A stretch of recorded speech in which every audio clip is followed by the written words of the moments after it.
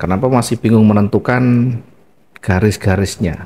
Ya, memang prosesnya begitu ya, tidak semudah yang terkadang kita lihat. Kalau kita melihat orang lain membuatnya kok gampang gitu. Baik, langkah yang selalu kita perhatikan di dalam menentukan entry kita. Yang pertama mesti kita perhatikan, selalu nomor satu kita perhatikan, jangan lupa untuk melihat bagaimana karakteristik dulu. Bagaimana melihat ini kalau saya buatkan dari proses awalnya, selalu dilihat candle-candle yang terakhir, candle-candle terdekat dari running. Yang kedua paling penting setelah ketemu ya dari candle terakhir, candle-candle sebelumnya, setelah kita bandingkan, maka langkah berikutnya adalah menentukan area penting dulu. Ini wajib ya, biar nanti kita ketemu. Dari area penting itulah nanti kita akan mencari titik entry-nya. Dari area penting itu nanti akan kita cari area entry-nya atau titik entry-nya. Pertama kita lihat apakah ada yang dominan, apakah ada trennya di sana, apakah ada yang sudah mendominasi. Ya, dari area penting itu akan ketemu nanti. Baru setelah di area penting itu kita menempatkan ini titik entry-nya. Di area penting ini hanya ada dua, akankah dia berlanjut atau berbalik? Itu saja sudah. Berlanjut atau berbalik. Apakah kita harus mencari dari awal strukturnya? Tidak usah dulu. Ini dulu. Baru ketika tidak ada petunjuk yang lebih jelas, kita nanti akan tarik satu tren atau struktur lagi. Kenapa kita tidak langsung cari strukturnya? Kita hanya mencari peluang-peluang pendeknya dari satu hari. Satu hari itu tidak butuh banyak-banyak kita untuk targetnya. Per transaksi paling 500, 600 selesai. Atau bahkan mungkin di bawah. Jadi perhatikan dulu ini candle-candle yang terdekat dulu. Kemudian di area pentingnya kita harus cari. Support resistennya bagaimana? Apakah ini sudah tren atau belum? Kalau sudah ketemu di area pentingnya, maka baru kita mau entry. Dengan dasar apa? Dengan dasar market berlanjut atau berbalik. Berlanjut ini berarti triggernya adalah break level, breakout. Kalau berbalik ini harus cari tanda pembalikan. Setidaknya ada rejeksi. Cari apakah ada rejeksi. Cari apakah ada loss momentum.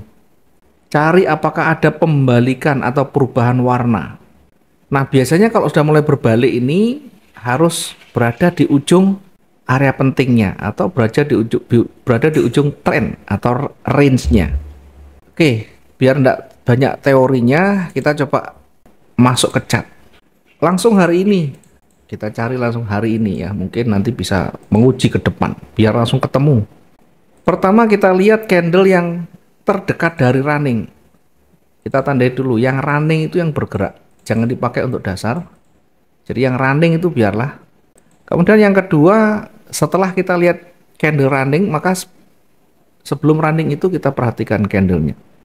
Ya, sebelum itu berapa candle, berapa jam dan sebagainya. Tidak bisa dihitung berapa candle, berapa jam. Tetapi di mana di situ ada yang berpengaruh signifikan, maka kita nanti akan jadikan sebagai dasar. Kita lihat dulu yang pertama, candle yang sebelum running. Ini candle dengan body tipis, tidak ada bodinya. Itu artinya candle ini ragu-ragu. Jadi kalau candle ragu, tidak usah diambil dulu, karena ini ragu-ragu. Dia masih berada di tengah, bukan di atas atau bukan di bawah. Jadi ini abaikan. Kemudian kita lihat candle yang ada bodinya. Candle ada bodinya adalah candle hijau dengan sumbu di atas dan di bawah yang tidak terlalu panjang. Ya, dibanding dengan bodinya masih cenderung kuat bodinya. Kemudian merangkak sebelah kiri ya, sebelah kiri merah tebel, merah lagi ya. Jadi satu hari ini kita lihat pergerakan itu awalnya naik kecil kemudian turun lebih panjang dari bukaan, kemudian naik lagi. Maka kalau saya bisa lihat dulu, ini candlenya naik yang hijau, kemudian turun lebih rendah sedikit, kemudian naik lagi hampir mendekati bukaan, hampir mendekati di sini. Dengan demikian ini masih datar, konsolidasi karena ini hampir sama. Tidak ada kekuatan yang mendominasi. Buy dan sell-nya berarti tidak ada yang lebih kuat di sana. Oke, sekarang udah ketemu satu hari ini pergerakan masih cukup pendek dan tidak ada yang dominan di sana. Maka yang kita lihat adalah high dan low-nya hari ini. High dan low-nya hari ini atau yang sudah terbentuk hari ini. Ini low-nya, harga rendahnya di 2153 poin sekian. High-nya di 2163.55. Maka low-nya ini kita tarik garis sebagai area pentingnya menjadi resisten. Perhatikan ini, tarik garis ke kiri, cari yang banyak disentuh. Jadi satu yang low-nya di sini, low-nya banyak kena semua. Maka ini menjadi resisten dulu. Area support, sorry ya, menjadi supportnya. Kita tandai. Yang kedua, high-nya hari ini tadi di mana? Ini tertingginya di sini. Maka kita tandai untuk menempatkan area pentingnya untuk hari ini. Kalau kita tarik sebelah kiri, maka juga menyentuh dari resisten yang kemarin. Maka yang di atas itu menjadi resisten yang terdekat. Ya, yang di atas resisten terdekat dan itu adalah tertinggi karena di hari sebelumnya, bulan sebelumnya, tahun sebelumnya tidak ada yang lebih tinggi. Kalau tidak percaya kita lihat di time frame monthly. Geser ke time frame monthly di sana. Kita geser, kita perkecil dari sebelah kiri mulai tahun 1990 berapa ini 7 sampai hari ini tidak ada harga yang sejajar atau lebih tinggi. Dengan demikian maka ini adalah resisten yang terakhirnya. Artinya resisten yang terbaru dan tertingginya. Sebelumnya tidak ada, belum ada dalam catatan sejarah mulai tahun 97 sampai sekarang belum ada yang lebih tinggi. Karena itu adalah harga puncak. Kita kembali ke H1 lagi untuk kembali memetakan tadi untuk melihat bagaimana kelanjutannya. Oke, setelah ketemu di sana resisten ketemu, support ketemu. Di sini tidak ada trennya, ya, tidak ada trennya sehingga tidak bisa kita cari pembalikan.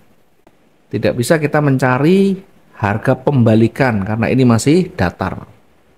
Maka trigger yang pas untuk menempatkan entry adalah penerusan atau break. Penerusan apa? Ya bisa dua-duanya, penerusan buy atau penerusan sell. Penerusan buy kita tempatkan setelah break dari resisten. Penerusan sell kita tempatkan setelah break dari supportnya. Kemana kira-kira breaknya? Tidak bisa kemananya, karena ini masih di tengah-tengah. Ya, kita masih belum bisa menemukan tanda-tanda ini kuat, karena kita harus menguji dulu di dua area ini, dua area penting ini, ya, di resisten dan supportnya. Nanti silakan diuji seperti ini, ya, apakah benar apa enggak ke depan. Saya pastikan nanti kalau break diantaranya akan dialah yang akan menguasai dan dia akan berlanjut, meskipun nanti setelah tercapai target kembali berbalik lagi tidak masalah. Seperti halnya kemarin ada target yang sudah terpenuhi, kemudian setelah itu balik turun, ya sudah tidak masalah karena trennya memang naik. Kalau kita melihat tren memang naik begini, tapi jangan lupa harga ini harga paling tinggi, sangat harus hati-hati untuk menempatkan posisi buy. Ini paling tinggi sepanjang sejarah, belum ada yang lebih tinggi lagi. Sehingga betul-betul harus hati-hati di dalam menempatkan posisi buy, ya. Artinya bukan tidak boleh, tapi harus betul-betul hati-hati segera exit di sana kalau kita menempatkan posisi buy.